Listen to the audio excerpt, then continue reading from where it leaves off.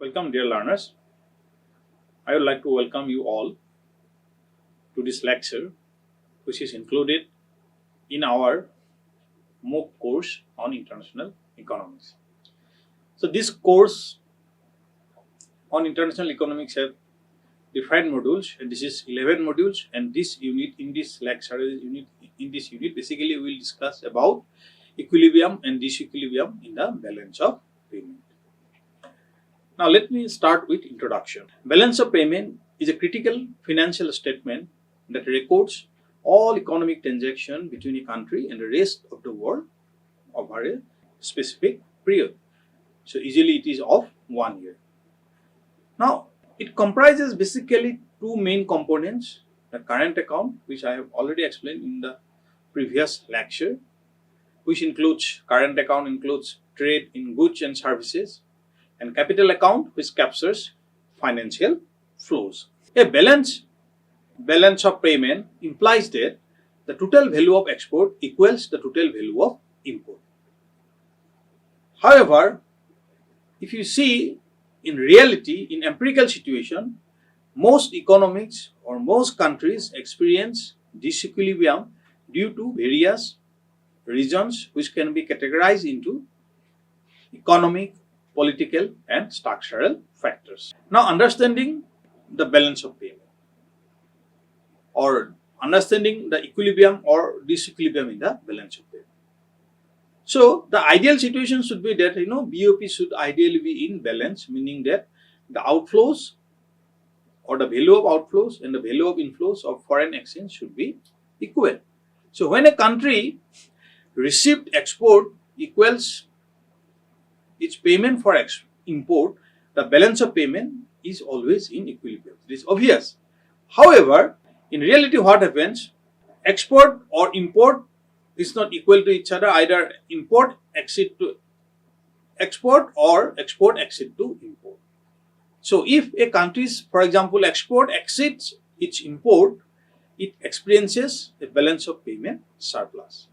So, whereas if import exceeds export, it faces balance of payment deficit. As already we have understood that disequilibrium in the balance of payment occurs when there is an imbalance in the country's international transaction, and this imbalance can be due to various factors which can be categorized into cyclical, structural, fundamental and temporary causes. Now, let me give you some examples of balance of payment disequilibrium, some empirical example. For example, if you see in USA recently, there is a trade deficit. That is why, this is because the United States has had a persistent current account deficit, meaning that it imports more goods and services than its export. So this is due to high domestic reliance on Chinese and European imports and a strong dollar making US export less competitive. So this is one example of disequilibrium in balance of payment. So as a result, what happened?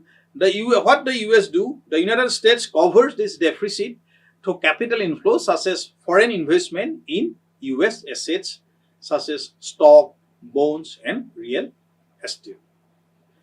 Now, another example which you can give regarding the China's trade surplus, which is basically occurs from 2000 now itself. China consistently they are experiencing surplus in trade. Now, China has maintained balance of payment surplus due to its export-driven economy. So, what happens? If export more than its import, then it accumulates foreign exchange reserve. So, that is why the Chinese government always keeps the yuan undervalued to make export competitive. So, but the problem is that this surplus has led to global economic tension, especially with the United States. So, another classical example of balance of payment crisis or huge disequilibrium in the balance of payment is the Argentina balance of payment crisis, which occurred in 2018.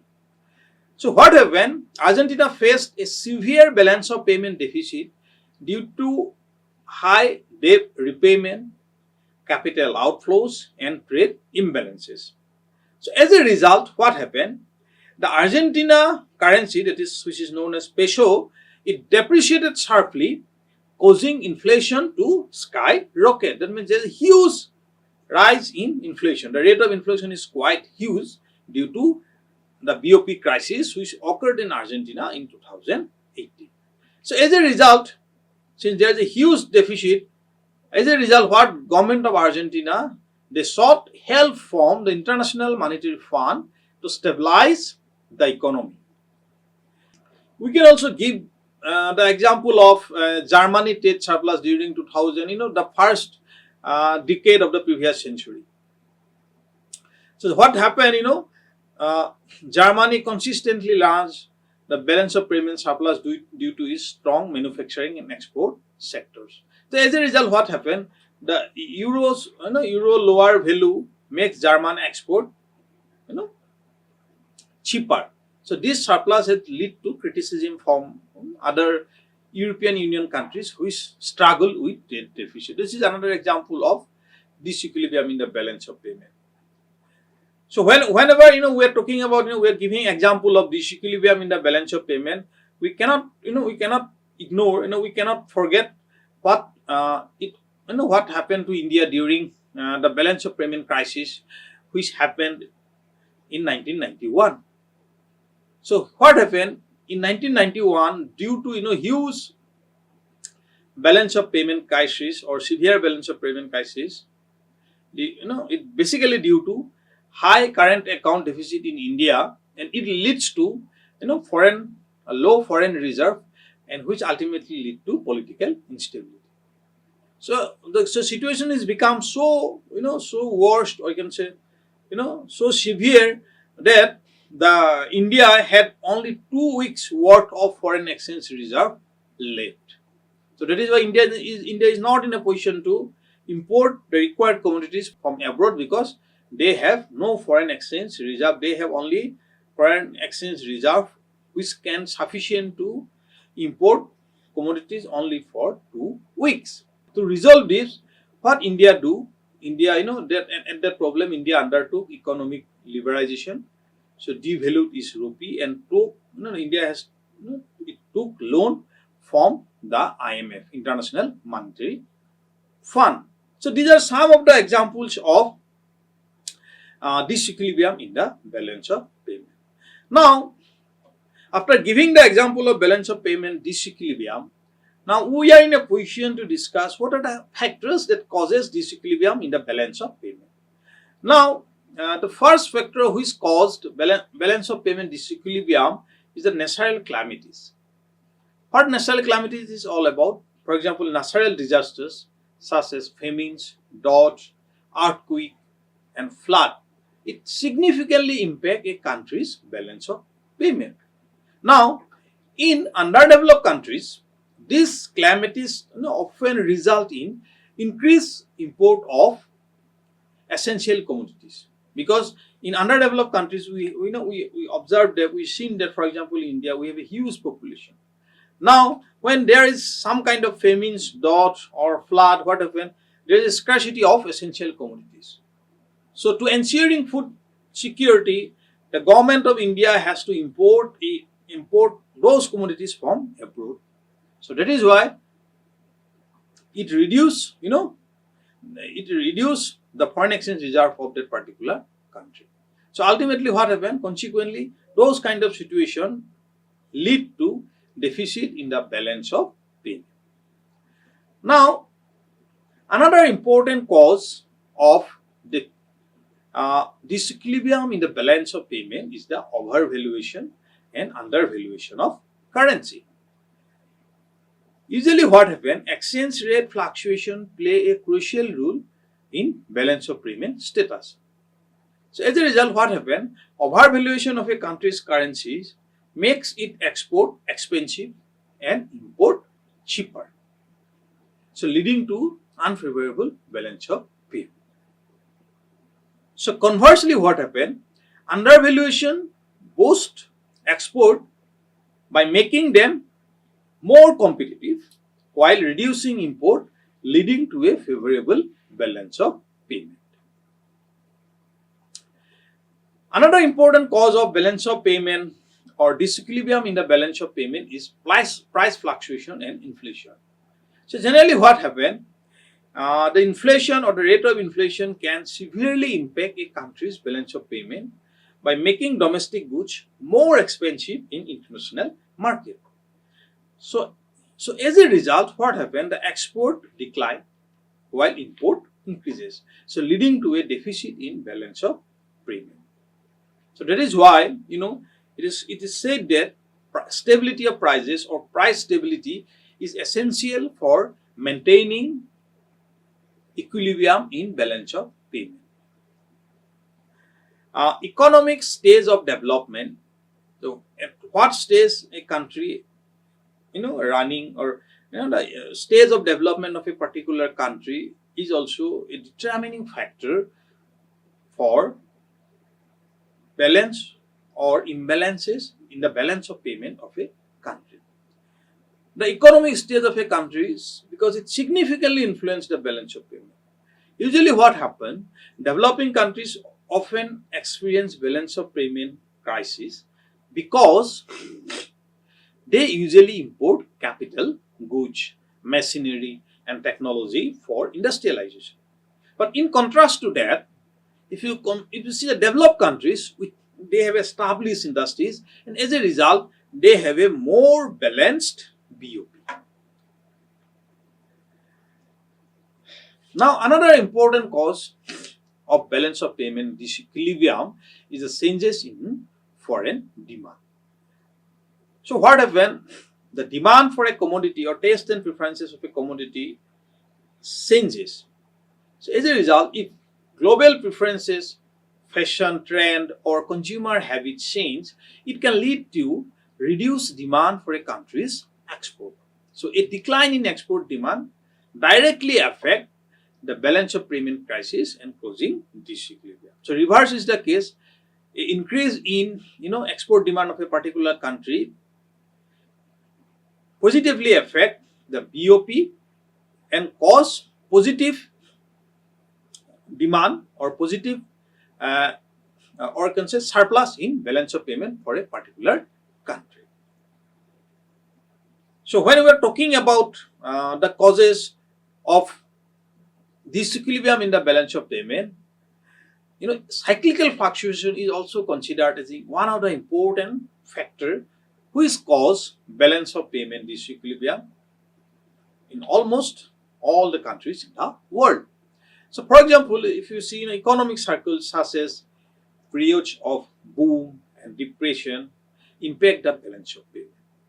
So, generally what happens during economic expansion, increased national income results in higher import demand. So, potentially creating a balance of payment deficit. So, conversely, during a downturn, demand for import falls. So, as a result, it reduces the deficit. Political instability is also considered to be an important factor which may have an impact on balance BoP of a particular country. So, it is very obvious that political uncertainties deter foreign investment or restrict foreign investment, leading to capital outflows and decreased foreign exchange reserve. So as a result, in this situation, aggravate the balance of payment deficit, especially in countries with unstable government. Now, when we are talking about the factors of disequilibrium in the balance of payment, we need to discuss how we can restore equilibrium. So our purpose is to restore equilibrium so that there is a sound or healthy environment in international trade. Now, restoring equilibrium in balance of payment, it basically requires a combination of policy measures. You cannot depend on only one measures. You should combine all the policy measures so that you can have some kind of stability in balance of payment. So those policy measures can be categorized into such as monetary, fiscal and trade policies. So usually what happens, the government And the central bank, for example, in case of India, the Reserve Bank of India is the central bank of India, adopts various strategies to correct balance of payment disequilibrium and restore stability in the economy. So we will discuss those measures one by one. Now, what happened during flexible exchange rate mechanism or the regime of flexible exchange rate mechanism? So under a flexible exchange rate system, a country can depreciate its currency to make the export cheaper and import costlier. So as a result, what will happen when there's a there's a deficit in the balance of payment? When import become costlier, then import will decline as compared to export, and that have an impact in restoring balance of payment equilibrium. So as a result, this adjustment, that is making import costlier as compared to export, encourages export while discouraging import, thereby improving the balance of payment. Now, devaluation of the currency is also considered to be one of the important measures to correct the disequilibrium in the balance of payment. Now, what happens if a country does not follow a flexible exchange rate system? It may resort to devaluation, so which lowers the value of its currency in terms of foreign currencies. So this strategy makes export more competitive and reduces the attractiveness of import, so ultimately improving the balance of payment. So deflationary policies are also considered to be one of the important measures which can adopt by a particular government to restore balance of payment equilibrium. So usually what happens, central bank can control the money supply through deflationary measures such as increasing interest rate and reducing public expenditure. So this policy is what happens, it reduces domestic demand, lowering import dependency and improving the balance of payment. So this is basically adopted by the government. This policy, the adoption of this policy depends upon the economic situation of that particular country. There are some other restrictive measures which can be adopted by a particular government to maintain equilibrium in the balance of payment. One such restrictive policy is to import restriction and trade control. So government may impose import duties, quotas, and other trade restriction to reduce import. Additionally, encouraging domestic industries to produce import substitute and promoting export can help to correct the balance of payment disequilibrium. Foreign investment promotion is also can be adopted as a measures to rectify disequilibrium in the balance of payment. Attracting foreign direct investment (FDI) or encouraging capital inflows help to balance the balance of payment crisis. The political stability, investor-friendly policies, and economic reforms also plays a crucial role in attracting foreign investment. Now, again, the export promotion measures is also considered to be an important measures to restore disequilibrium in the balance of payment. What the government can do, the respective government of different countries, they can support export by providing subsidies, tax incentives, infrastructure improvement, etc. So, what they can do, they can enhance the product quality and competitive pricing.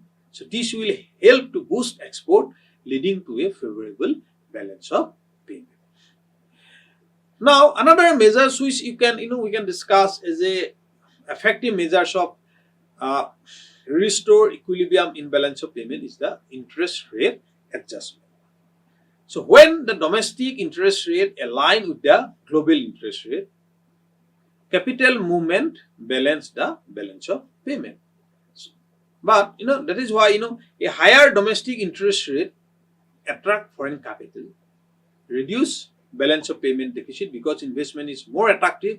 By investing in that particular country, they will earn more, and as a result, now let us see what basically happen when there is disequilibrium in the balance of payment. So generally what happen when there is disequilibrium in the balance of payment, the main impact is on exchange rate depreciation. So as a result, what happens? The country's currency may lose value as demand for foreign currency rises. So that is why depreciation makes import more expensive, increasing inflation. And so here, which have an impact on export. So export will may become more cheaper, improving competitiveness in the long run. So that is why it is said that when a country's there is depreciation in the value of a currency, what the country can do, country can go for depreciation. So another important impact of balance of payment deficit is the depletion of foreign exchange reserve, which we have already discussed. In those situations, the central bank may use the foreign reserve to stabilize the currency. And if the reserve is fall too low, for example, which has happened in case of India in 1991, the country may face financial crisis. Huge deficit in the balance of payment also results in increased foreign debt and dependence on external aid. So the huge deficit in the balance of payment will force the government to borrow from international organizations such as International Monetary Fund and World Bank and other countries. So as a result, high government debt increases the risk of default and weaker investor. It weakens the investors' confidence. So if there is a fall in the investor confidence, they are reluctant to invest in that particular country. Another severe impact of balance of payment deficit on that particular country is the higher interest rate and inflation. So when there is a severe balance of payment deficit, what happens? The government, the central bank may raise interest rate. So as a result, higher interest rates slow economic growth and increase borrowing cost of businesses and consumers. Along with that, what happens? Currency depreciation makes imported goods expensive, causing inflation. Now, suppose if the reverse situation is occurs, suppose there is a balance of payment surplus. Then what happens? What is the surplus balance of payment on the particular country, impact of surplus balance of payment on that particular country. So in that situation, what happens? There is a currency appreciation, overvaluation. So a strong currency make import cheaper and export more expensive, reducing trade competitiveness. So this can hurt export dependent industries, leading to government or leading to job losses. Another important impact of balance of payment surplus is the inflationary pressures. Now, when there is a balance of payment surplus, what happens? Larger capital inflows, that is foreign investment, can increase money supply, leading to inflation. So if the government print more money to absorb inflows, inflation may rise further. Another important impact of balance of payment surplus is the trade imbalances with other countries. So what happens? Persistent balance of payment surpluses can create trade tension with deficit countries. So this is what is happening now. There is a war between trade war between China and United States, which is going on still. Still it is going on. Why? Because China is consistently maintaining balance of payment surplus, while USA is not maintaining balance of payment surplus. In fact, they are consistently, they have current account deficit. So that is why persistent balance of payment surpluses may also create some kind of trade tension between the deficit and the surplus countries. It may lead to some kind of dispute which is currently going on between United States, European Union and China and United States. So those kind of, so they are blaming each other that they are adopted some kind of unfair trade practices. Another important impact of balance of payment surplus is the risk and asset bubbles. So excess capital inflows may flow into real estate and stock market, creating asset price bubbles. The problem is that a sudden outflow of foreign capital can trigger a financial crisis in near future. So these are the effects of balance of payment surplus on a particular country. So that is why we need to discuss or need to analyze both surplus and deficit and their impact on a particular country. So thus in conclusion, what we can say, balance of payment is a crucial indicator of a country's economic health, because ultimately it will decide the foreign exchange reserve of a particular country. So without having sufficient foreign exchange reserve, the country cannot import commodities from foreign countries. In the era of growing international trade, all the countries are dependent on each other. So that is why for importing commodities from other countries, to meet the domestic demand, they need to have sufficient amount of foreign reserve. So that is possible only when there is some kind of balance in balance of payment. So while achieving absolute balance in balance of payment is challenging, it is not possible. There may be fluctuation. In sometimes there may be some amount of deficit, in sometimes there may be surplus. So it is challenging, but it is necessary to maintain equilibrium. Why? Because maintaining equilibrium is essential for economic stability. So when disequilibrium arises due to various natural, economic and political factors which we have discussed in our lecture. But since disequilibrium arises, we have to take some kind of corrective measures. So those corrective measures such as currency adjustment in terms of appreciation of the currency or depreciation of the currency, trade restriction such that putting some kind of tariff restriction to reduce the import, or when there is a need to increase the export, relaxation of tariff barriers. So those are basically trade restriction. Then foreign investment promotion for so that country can increase the export competitiveness, and in a proper monetary policy by the Central Bank of India can help restore balance in the balance of payment. So that is why we can conclude that a country must adopt a strategic approach to enhance sustainable economic growth and stable balance of payment, which ultimately enhance its global economic position. Because maintaining global economic position will ultimately have an impact on the inflation of the country.